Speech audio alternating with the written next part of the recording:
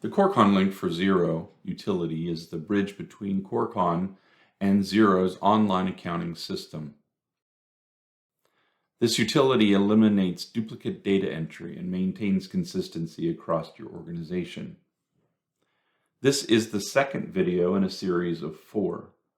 In this video, we're going to discuss the information related to the setup of Corcon in preparation for connecting Corcon to your Xero accounting software. In this video, we'll also show the options and decisions that you'll want to consider before you make the actual connection between Corcon and your Xero online accounting software. The goal is to allow vendor bills, subcontract invoices, miscellaneous expenses, and client or prime contract invoices to flow from Corcon to your Xero accounting software. As a brief review from the first training video in this series, information such as your customer companies, supplier companies, and basic employee profiles can be imported, exported, or synced between Corcon and your Xero accounting software. In addition, accounts payable transactions, mainly vendor bills and subcontract invoices, can be entered in Corcon and exported to Xero to eliminate the need for duplicate entry. Customer invoices or prime invoices in Corcon can be entered and then exported to your Xero accounting software. Both prime invoices in accounts receivable and sub invoices in accounts payable can also track retainage. Tax codes can also be linked. Initially, there'll be a decision to make, and that is how cost information is exported to Xero. There are several optional levels of detail that you can use, and some for very specific purposes. When cost data is exported to Xero, job cost codes can be created in Xero that match the master cost code list kept in Corcon's global settings. This allows information to be tracked at that level of detail. If Corcon does not find a match in Xero for a specific job cost code, it will also export data to a division cost code at a higher level. Another option is to track all costs in Corcon and export them to a single inventory item in Xero. A popular method is to export all information into Xero based on one of the 5 cost resources: materials, labor, equipment, subcontract, and other. You can also create custom project classifications. You can also export to specific project numbers. Xero is automatically going to track customer companies and projects and prime contracts, no matter what method you choose. Xero provides one other level of detail, that being the inventory items that are used to direct data into your chosen GL accounts. Of these options of linking job cost, you'll want to choose one. Once you've made the decision on the method of allocating job cost in your Xero accounting software using inventory items, Corcon provides a template you can use to import those inventory items directly into your Xero software. If you go to the knowledge base, to integration and public APIs, to accounting and ERP systems, and then to Xero, and then click on importing CSI and NHB codes into Xero, you'll find several of these import templates. There's also instructions on how to import those once you have these set up. I'm going to open the CSI format. Notice that it is in CSV file format as well. These master cost codes should already be set up in your Corcon subscription in global settings under company settings, if this is the method you're going to choose.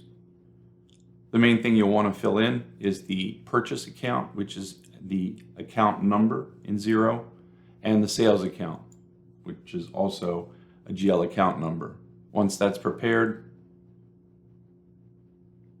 you can file save, file close, and you'll be able to follow the instructions found here at the bottom to get those inventory items into your Xero accounting software.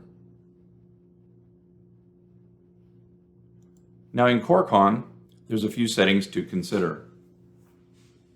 We'll go to the Global Settings option and down to Company Settings. As mentioned, if you're going to be using the cost code method of exporting cost data to Xero, you'll want to make sure those same cost codes are set up in CoreCon's Global Settings. These can be imported directly from templates also found in CoreCon's knowledge base. In the case I just mentioned, we were using the CSI 2016 cost codes. Next, you'll want to go to Feature Settings and then to Procurement. There are optional bill types that can be set up, which you can use to direct transactions to different accounts payable accounts in your Xero subscription, to different credit card liability accounts, or to checking accounts. Again, these are optional, not required. But if, for example, you enter corporate credit card charges as vendor bills, you will want to make sure those credit cards are set up at this point. Next, we'll go down to, in Global Settings, under Feature Settings, to Time and Expenses. If you scroll down to the section that's called Miscellaneous Expense Payment Types, as opposed to Miscellaneous Expense Types, we want the Miscellaneous Expense Payment Types. You can also use these payment types to direct where the transactions in Xero will go. For example, if you have multiple corporate credit cards, you'll want to list those here. When you export data and when we set up the sync preferences in the next video, we'll tag these to specific credit card liability accounts, so the offsetting entry in your Xero subscription so that the transaction is sent to the correct credit card liability account. You can also have corporate debit cards, which the offsetting entry would be to a checking account. You can also have employee reimbursements or out-of-pocket expenses. When you enter an expense report for reimbursement in CoreCon, one of the options is asking how the employee paid for it. When they fill that in, you can also use that to determine what the offsetting entry will be in your Xero subscription. Back up to the company settings.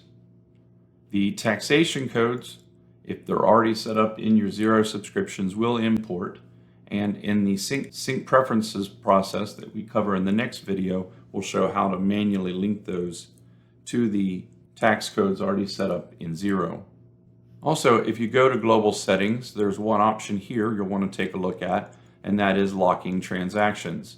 We do recommend that you use the last option, which will lock transactions once they have been exported to Xero, so that they cannot be edited or changed in CoreCon unless it's done so by an administrator. Remember to click Save.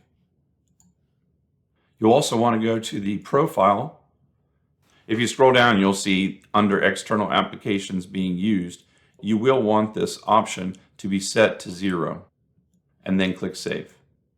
And back to CoreCon Home. In the next training video, we're going to show how to use the settings that we covered in the first video in Xero and the settings that we set up in this video on CoreCon to link data between the two software using CoreCon Link to Xero as a bridge.